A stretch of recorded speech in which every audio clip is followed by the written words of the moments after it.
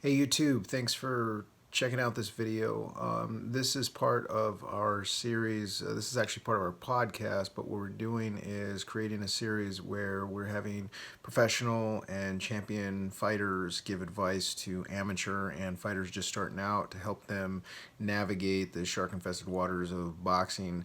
We're trying to create value for these fighters. In this video, Jonathan Cruz, amateur fighter, contacted me looking for some advice in boxing, and so I was able to take footage that he had sent me and show it to Diego Magdaleno and Jesse Magdaleno, and they were kind enough to sit down with us and talk about Jonathan Cruz's style, what he's good at and what he needs to work on. So enjoy the video.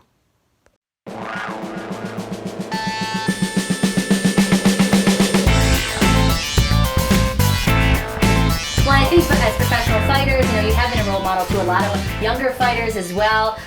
Armando brought out the laptop because I love that you're going to help us help other fighters too. So. I did. Well, in a way of bringing, again, this whole idea about bringing value to people who are listening and watching, right?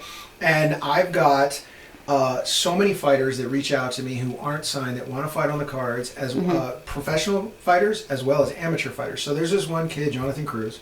I give out my cell phone. If somebody hits me up on Instagram, I will give them my cell phone number and they can text me directly just because I want to keep in contact. I basically have a list of guys that I want to fight. They want to fight on the cards and eventually I'll get them a spot on the card.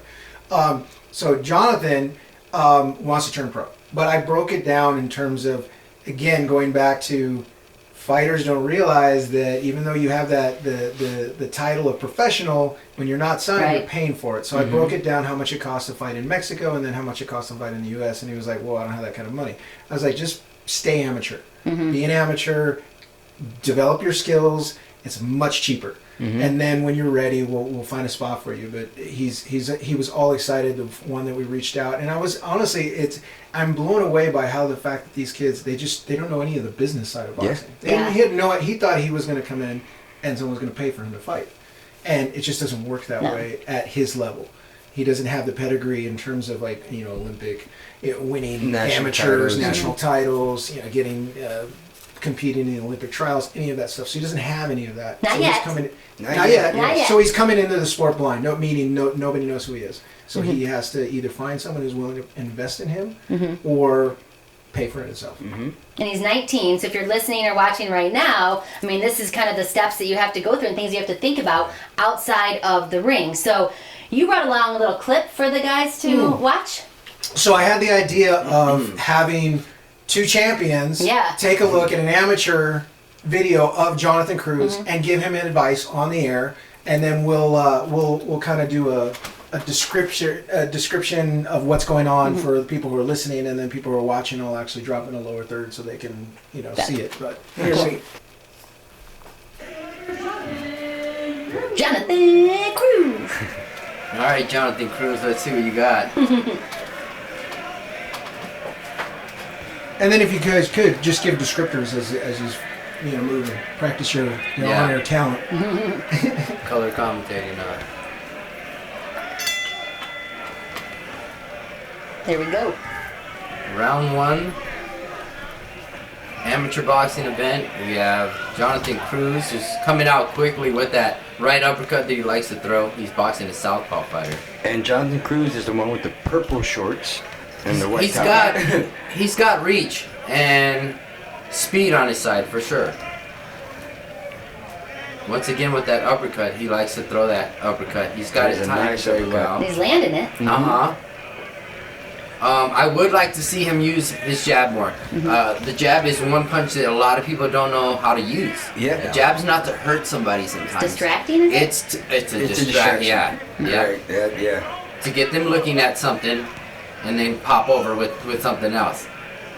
And I feel like he needs to use a little bit more feints and not show the people, not show his opponent what punch he's gonna throw before he throws it.